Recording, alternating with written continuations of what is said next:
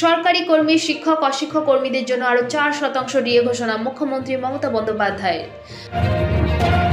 4% ডিএর জন্য 2400 কোটি টাকা খরচ হবে জানালেন মমতা ব্যানার্জি।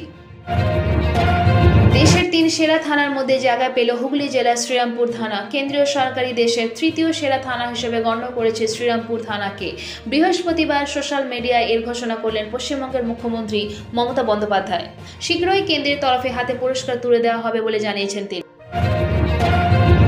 অধীর রঞ্জন চাইছেন 8টা আসন, 2টোর বেশি দিতে রাজি নন মমতা বন্দ্যোপাধ্যায়। বঙ্গে আদৌ হবে তো জোট, কিন্তু জানা গিয়েছে কংগ্রেসকে 2টি আসন ছাড়ার বিষয়ে অনড় তৃণমূল কংগ্রেস। দিল্লিতে ইন্ডিয়া জোটের বৈঠকেও এই বিষয়ে জানিয়েছেন তৃণমূল নেতৃত্ব। 31শে ডিসেম্বরের মধ্যে কংগ্রেসকে জোটের বিষয়ে সিদ্ধান্ত জানাতে হবে। আগামী সপ্তাহে চাকলা যাচ্ছেন মুখ্যমন্ত্রী, রয়েছে একাধিক কর্মসূচি। বৃহস্পতিবার পার্ক স্ট্রিটে ক্রিসমাস কার্নিভালের উদ্বোধন করেন মুখ্যমন্ত্রী মমতা বন্দ্যোপাধ্যায়। শীতের আগেই পর্যটকদের জন্য সুখবর। বৃহস্পতিবার উদ্বোধন করা হলো গড়চমক মিনি চিড়িয়াখানা। মুখ্যমন্ত্রী মমতা বন্দ্যোপাধ্যায় এদিন একটি অনুষ্ঠান থেকে চিড়িয়াখানার উদ্বোধন করেন।